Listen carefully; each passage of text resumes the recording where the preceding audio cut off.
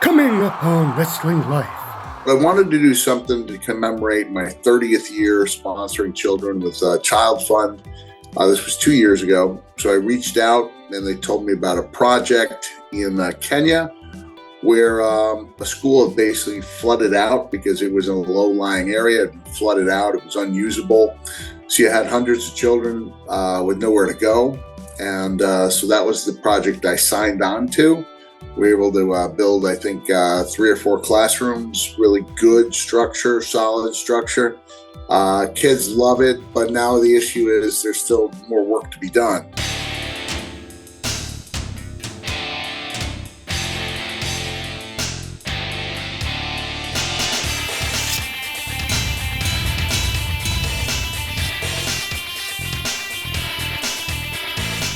Welcome to Wrestling Life with Ben Veal, the show that features real talk from real talent. Hello my friends and welcome to a very special edition of Wrestling Life with Ben Veal. To say that I'm honoured to be joined by my very special guest for this episode today would be a serious understatement. In the studio with me is one of the greatest to ever step foot inside a wrestling ring. He's on my personal Mount Rushmore. He's a 3-time WWE champion, a WWE Hall of Famer, a TNA World Champion, the first ever WWE Hardcore Champion, an 8-time Tag Team Champion, a 1-time Slammy Award winner, husband to Colette, father of 4, a New York Times best-selling author, the world's biggest fan of the festive season, king of the cheap pop, and the owner of the world's most famous sock. You know him. You know him as Mankind, Cactus Jack, Dude Love, or Mrs. Foley's baby boy. He's on the show today to share a very special upcoming project with you all and to ask for your help in making it happen. It is, of course, the one, the only, the legendary, it's Mr. Mick Foley, everybody. Mick, how are you? Hey. And did I miss anything out there of your introduction? No, I think you're pretty thorough. There were some things there that I had forgotten about. Well, you haven't forgotten about the sock, have you? No, I don't think I have one. I do have one with me, but it is clean.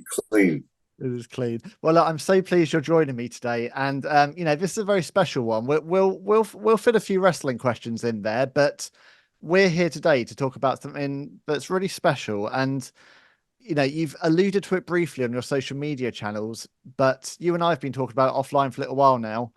You have a very big project coming up that you would like everyone to help you with. So the floor is yours, Mr. Foley. What are you up to and what's planned? Yeah, I am. I'm undertaking the biggest project I've done. I have been lucky enough that I've been able to finance some small schools in developing parts of the world. And the last time I did that, I built what they call UN style school, which is very sturdy, concrete structure, meets all the international qualifications.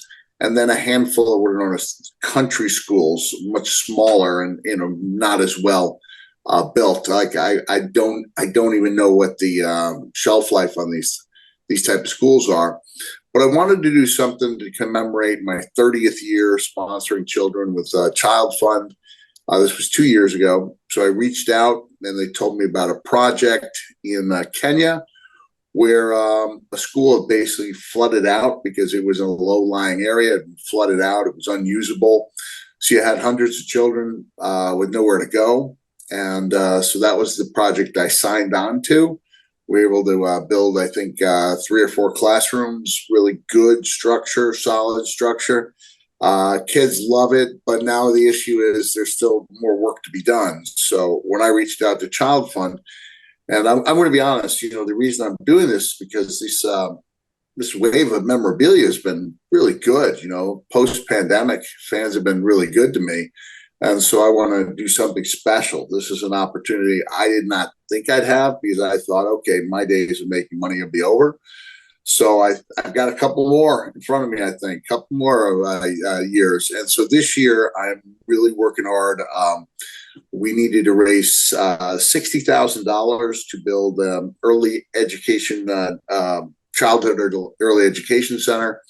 And then there was a playing field for $19,000. So now some people are out there and going, well, Mick, why not United States? Or if you're in the UK, why not UK? It's like, you can't put a field down in, in the United States for $19,000.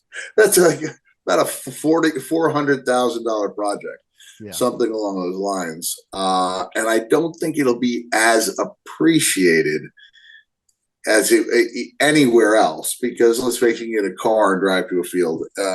Just about in just about any community in the United States, they just don't have them.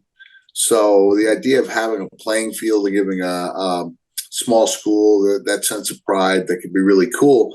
So what I've been doing the past month now, I wanted to make sure I did 3 months. You and I were trying to think of how do we get wrestling fans involved, because it can be tricky to get wrestling fans involved unless when there's a wrestling angle to it. I don't mean like a storyline, but like a wrestling point of wrestling interest. It could become easier, but this really does not have a wrestling point of interest. So what I thought was, what if I donate 100% of my Cameo videos for 3 months and see if we can get to that next 30,000, right? I will already got 30,000 in. We need 60,000 to make it happen. And the good thing is, this is the final day of August, and we're up at $15,000 for the month. Wow. So that if we do go over, and it looks like we will go over unless I have 2 really, off months, then we can start looking at any number of projects from, a library to a sanitation block, because the bigger the school gets, the more the sanitation needs. And so those are a couple of other things that I can do if we go over, but the money will not be wasted. It will go to a good cause. So we're making it super simple here. So this is all Cameo. And when it comes to cameos, I mean, I've seen some of the ones you do. I mean, you don't hold back, Mick, do you? I mean, all the gimmicks are there. Everything's available. Talk me through kind of what you offer when it comes to a cameo for our fans. Well, I've received, I think, 5 cameos, and I've really enjoyed 4 of them.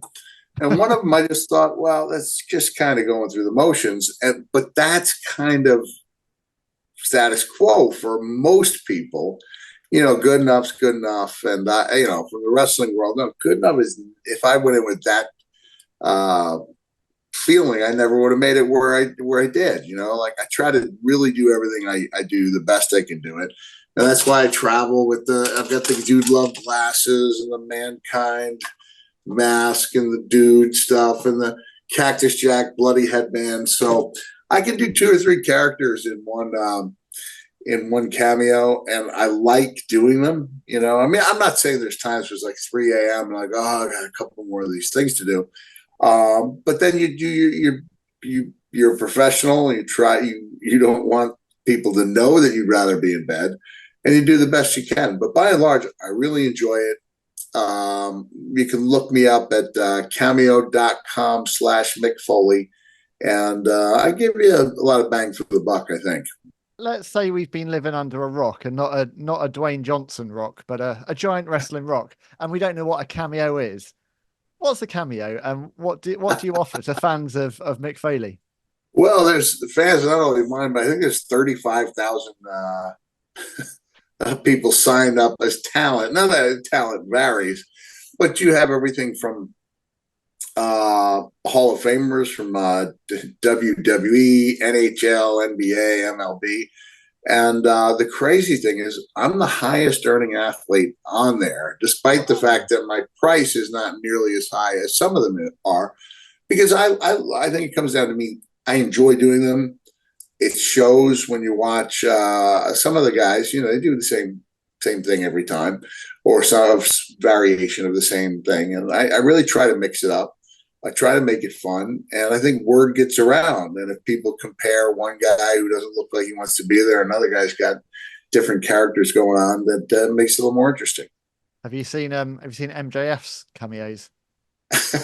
No, I haven't. They are they're an interesting variation of what you do.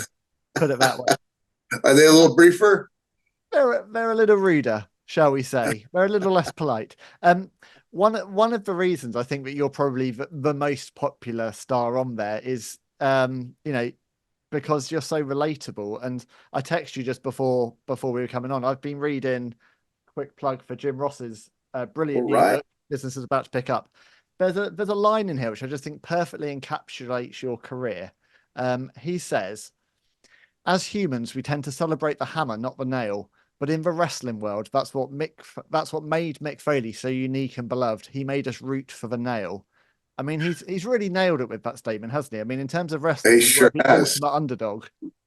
Yes, Jim always puts things into the right, has the perfect words for the right situation. One of a kind there. Yeah, yeah. But I think, that was your career in a nutshell. I'd say this kind of always overcoming the odds, no matter what was put in front of you. I just think you're one of those performers that just always have the crowd on your side and rooting for you, whatever circumstance or character you were playing. Well, thank you. I appreciate that. Hey, should I let people know? Just I know we're going to go back to wrestling, but in case because you're in the UK, right? We're in the UK, yes, absolutely. And You're I coming over, don't know aren't you, how. next year? Yeah, what's that? You're coming over next year, aren't you?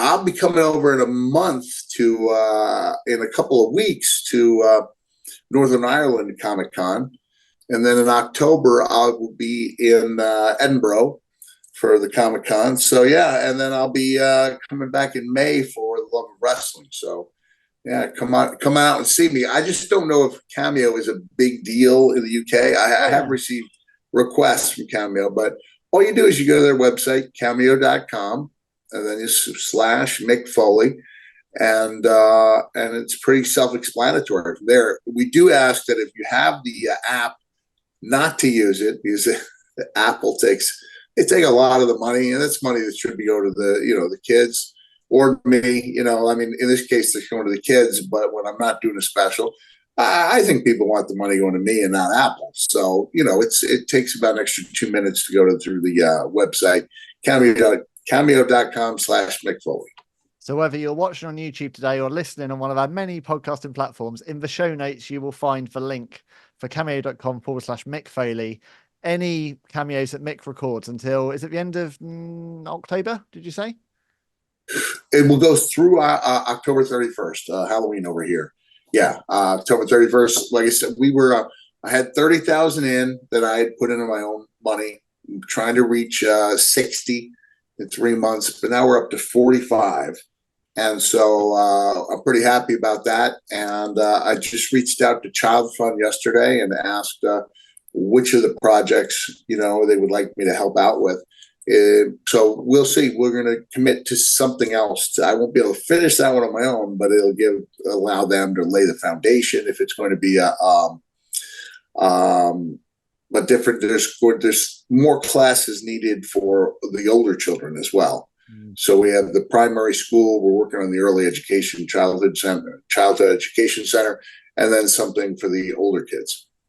I'd imagine it's those older children that more often get overlooked. I think when it comes to charitable work, it's often younger children where most of the resources goes to. Actually, it's those teenagers that really need that support, isn't it? It's true. It's so true.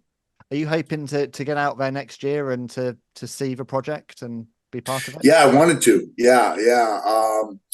It's tricky in Kenya, with the rainy seasons. So you have to go sometime when it's not rainy, and then squeeze it in when I'm not doing some type of appearance. It's hard to say no to appearances when they're coming in, except you can be picky. You can be like, I got a message. Well, a guy I'd known for over 30 years wanted me to come in for a show. And I was like, man, you just have to understand, I'm 59. Like, it's really tough for me to drive 7 hours there, 7 hours back for one payoff. That's why I like the conventions. You go to one place, you're there for 3 nights, good bed, so the days of doing those shows, I say that as I'm doing a show tonight, but it just happened to tuck into my schedule well. It's interesting what you said about I wonder if it was a COVID pandemic thing. There seems to be this real flood of nostalgia now and collecting and coming out to meet people. It feels very like the last few years have been very good to your generation of talent from that perspective. Yeah, they've been really good. Yeah, especially our generation. It's a crazy thing that now, of course, when WWE brings out their main talent, and I think they did something at the Javits Center in New York, it's going to be a huge deal. But for some reason, unless you're bringing a top 10 person from one of the two big companies, they're not going to do as well as they think a lot of the time. And they didn't have that post-generational pull that people from my era did. I mean, I'm really lucky. And I'm lucky that a lot of the guys on top of that wave, like Steve Austin, Rock, Triple H, Undertaker, they're not doing these shows. Like Undertaker will come out and do a show, but it's it's considerable. He's too busy taking over YouTube, isn't he, these days? Yeah. And the Undertaker experience, YouTuber. Because of the mass, the interest, the interactions aren't that long. And so I'm not saying I wouldn't rather be in his shoes and be doing that. But as long as I'm not in those shoes, I'll take what I have is like, it's a little less frantic, much more relaxed, you get more time with each person. Everybody has that time when they look like lonely Virgil. That's just a fact, that no one should be ridiculed for not having a line, because if you're there for 24 hours over the course of 3 days, at a certain point, you don't have a line, as long as you get a little trickle coming in. But I love doing these things. It gives me a chance to keep up with the fans, interact with I saw Trish and Lita last week. And then sometimes you're sitting next to, had a chance to sit next to Michaela Jill Murphy, who voiced Toph on the Last Airbender. And so, she keeps sending people over with the merchandise she signs with the Toph versus Boulder. She made me a couple extra grand that week. So it's a lot of fun to see who you end up hanging out with, some fun interactions, getting to meet movie stars that you enjoy, things of that nature. But I do enjoy the cons. When I had Victoria on the show, she said to me that she has to just stay at her table, because if she starts walking around the Comic Con, she'll spend more than she earns. That's the way it goes. I used to do that. I used to come home with something for my kids every time. But now if it's a busy con, you don't have a chance to do that. The only good thing about a not so busy con is you do have more chance to hang around and meet people. And that's one of the things I was appreciated when I was at Pensacola Con. They call it Pensacon.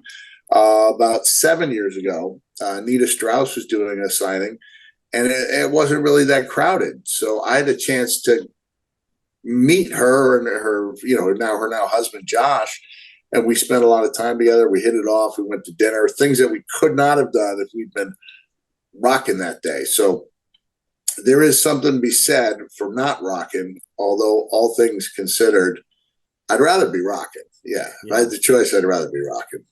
But if you think about your kind of longevity in the business and fans kind of keeping you front of mind, I mean, I'm sure a really big part of that. I'm gonna slip back to an anniversary now. So it has been, as of the time this episode comes out, 25 years since Have a Nice Day made its first appearance and was published. And, I'm sure that book has had a really big impact in terms of your trajectory post wrestling and all of the books and everything else you've been able to do since. I mean, when you were writing that on yellow legal pads back in 1999, what were your ambitions for it at the time? Because no one had really put out a wrestling squad.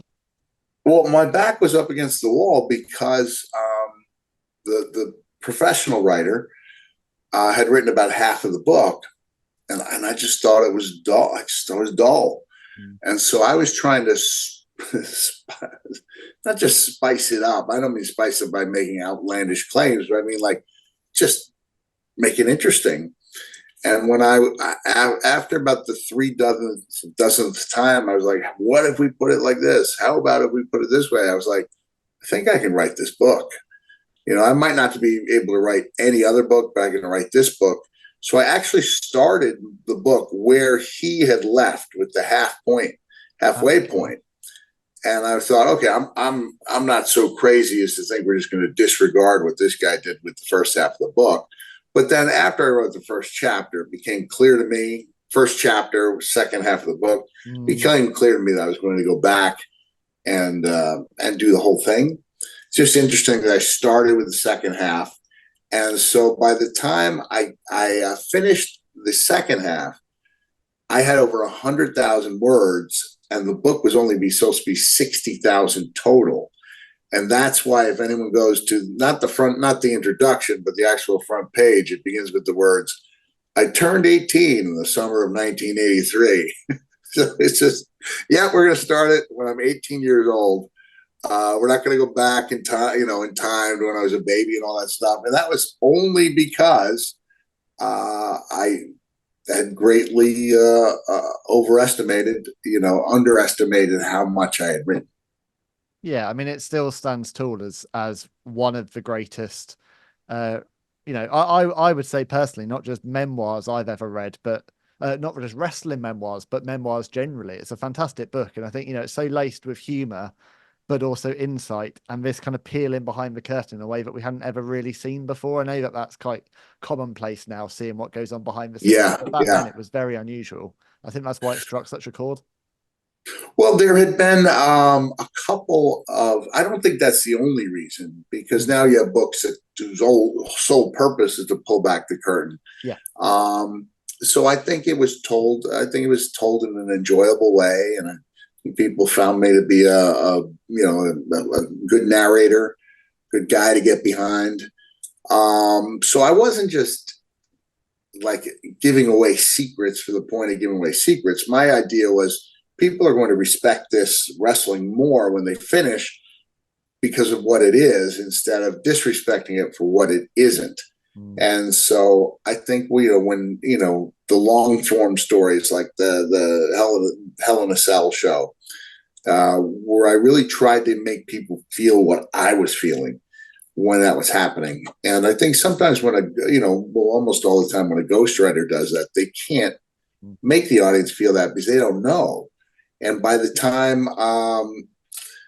they're ready, if they were ready to try to make that happen on paper, they probably haven't talked with their subject in months, if that makes sense. And I'm not trying, that's the way the celebrity memoir is usually done.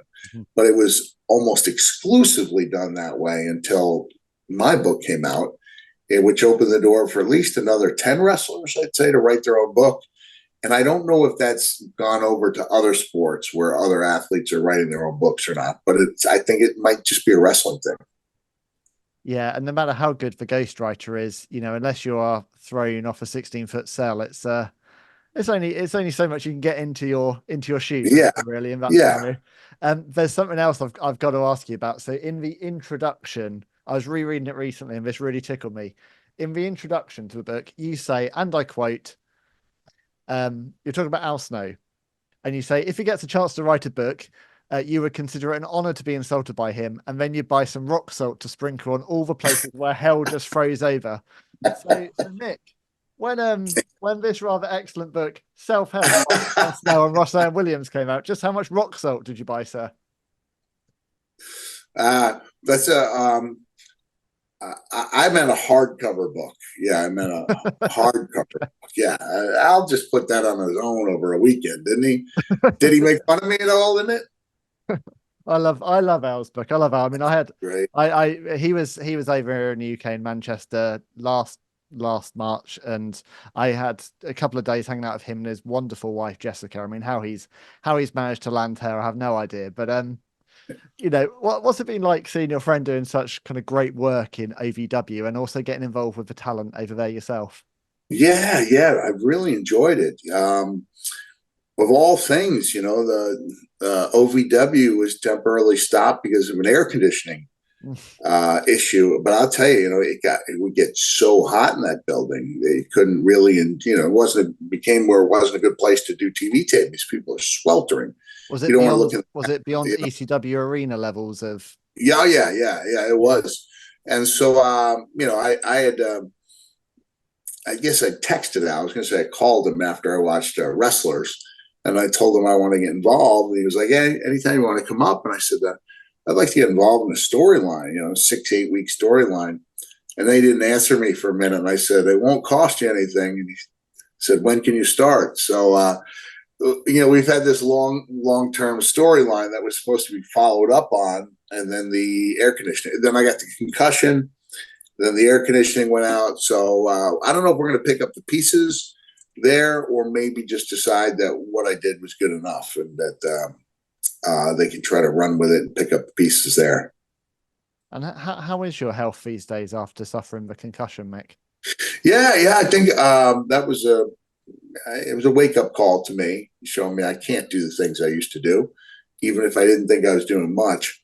And so I just have to be in an atmosphere where I'm not going to get hit. Yeah. And, but all in all, I think I'm doing pretty good. I've dropped some of the weight I was working on. I'm moving around a little better. But all in all, I think I'm doing better than people would have predicted I'd be doing at age 59. Yeah.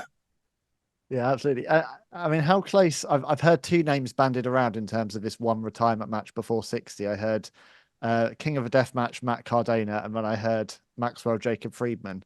How close were we to one more match happening before the concussion? Well, it was fun to see. Once I put the word out, I was not at a loss for potential opponents.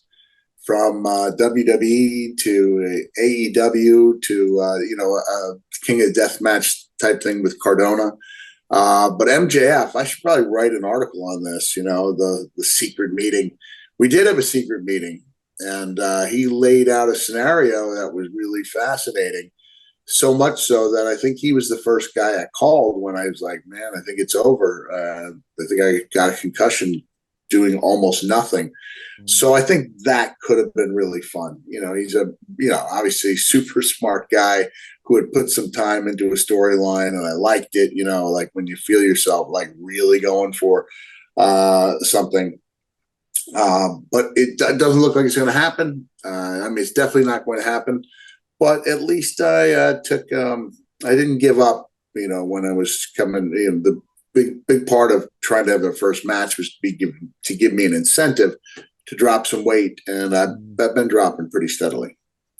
But as you say, 59 years old, still feeling in good health overall. Given everything that you went through in your wrestling career, the fact that you feel as you do now, you're still able to enjoy time with your wife and your children.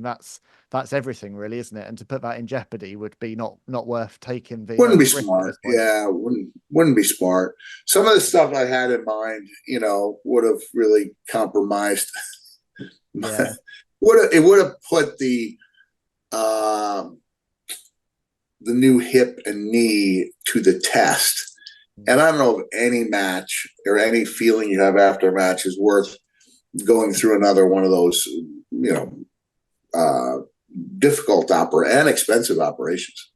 Yeah. The problem with the kind of matches you had is you set the benchmark so high that everyone would expect a certain thing, wouldn't they? One of the matches I've always wondered about, I'm rocking it here because this amazing t-shirt I found when I was in Philly. Yeah.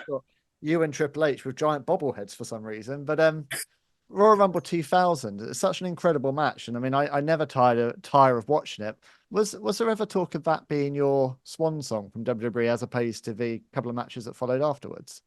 I think at one point it was. I can't remember if there was an injury the next night. I do know. Now, this is something I would have written about in Foley is Good. Why? Because I do believe we didn't bill it as the last match, but we thought it could be the last match. And then there was some need. It felt like there was a need. I don't know if somebody was injured, if a storyline wasn't working quite as well as they thought it would, and they needed another month. But we decided to go, put my career on the line at Hell in a Cell. But that match with Triple H at Madison Square Garden was, one of the best I've ever been in. Yeah, it's just absolutely electric. And my one last kind of trip down memory lane before we wrap up and talk about Childfund again. Backlash 2004, absolutely incredible. Your match with Randy Orton. it feels like in a weird way, it feels like it's only now 20 years on from his time in WWE, but the fans are finally recognizing just how amazing Randy Orton is and are Yeah. fully embracing him for the star he is and singing his theme song. What did you see in Randy in 2003 that made you come out of retirement and go through that whole angle and get kicked down the stairs and everything that went into that brutality to essentially put him over and make him an even bigger star? Well, I went into Mr. McMahon's office with a plan A and a plan B. Plan A was that I would enter the Royal Rumble, win it, because I wasn't associated with either Raw or SmackDown. I would challenge both champions to a three-way dance type of thing, win that, become the undisputed champion of the world. And Mr. McMahon said, I have no interest in doing that whatsoever. And I said, all right, I've got something for me and Randy Orton. And I laid it out, and about 80% of what I laid out that day ended up getting done. You could just see that he had a world of potential. And I remember, when Sting was the guy for me in 91 who helped put me on the map, and Undertaker when I came to WWE in 96. And I was like, maybe I can be that, one of those people for Randy, and also do something special while I'm out there, So this was before I even knew Rock was interested in teaming up at Mania. That one caught me by surprise. I just didn't know he'd be interested. And then I had the second chance, the main event with Randy in Edmonton, and it was, my favorite match of my career. Even more so than Mind Games with Shawn Michaels. Yeah, even so, more than Mind Games. Both of them were really big moments for me, as like proving myself. The Shawn Michaels match, that was new character. A lot of people still, kind of missing Cactus Jack. Still part of me wondering why I even had to change characters. But I've been getting really comfortable with that character, learned to think as that character, which is really important. Getting the mannerisms down, the feelings. And so I felt like that was my best personal performance. But I thought that, what the match with Randy did for his career, and also the way it allowed me to what I thought was finish my career with that great match in 2004. Then I came back a year later, I blew it, but that was a great comeback. And I've always said, Rip Rogers taught me this. Well, he said it in the way that every good heel has one great babyface turn, and then after that, they all stop meaning much of anything. So I think every superstar returning person has one great return run, and then after that, it's kind of a cash grab. It's like trying to figure out what you can make for the matches. But the reasons for doing those matches with Randy and Evolution were really pure, because I wanted to tell a heck of a story, prove that I could come back, and then help out one of the young rising stars of the company. Yeah, and you did that. And as much as I, and I'm sure the other fans would love to see you have one more match, I'm much happier that you are healthy and happy and looking after yourself. That's much more important than getting into a ring once more. I believe so. Yeah. So look, Childfund, this incredible opportunity to really help Mick to work on this incredible project out in Kenya. Very simple. All you got to do is go to cameo.com/Mick Foley. Christmas is coming up. We have the king of Christmas right here. I'm sure Mick would be more than happy to don the Santa outfit and do a very special festive message if you want to save it for Christmas as well. No, I can't do that. Sorry, I can't do the Santa stuff. Is it too early? I don't have the beard anymore. Yeah. I only Santa up a couple days a year, and then if the problem is if I do the good Santa videos, even if you ask people not to, they just can't help it. They tag you in, and it's like, no, you're not supposed to tell kids who Santa is. It's like, even if you know, but don't tell other people that you know. I don't know. So, do you know? What's that? I don't know. Do you know? I'm not for sure. No, I'm not for sure. I just do some of his light work. He's like Stardust and Cody Rhodes. He's just no one knows, do they? Yeah, I feel terrible every once in a while when I do one of these cameos. I forget to take the Dude Love glasses off, and then people find out I am Dude Love, and you realize you're crushing a fan at that moment. So no need to let them know who Dude Love is and who Santa is simultaneously. What's your favorite kind of cameo to slip back into from your many faces of Foley? Oh, wow. Well, I reinvented Dude Love as more like a 50s lounge singer who's about 1/3 as cool as he thinks he is, because for a while I'd forgotten how to do Dude Love. Problem with Cactus Jack is he sounds an awful lot like Mankind at this time. And I just decided, my kids said, Dad, we see you always do a Mankind Dude Love.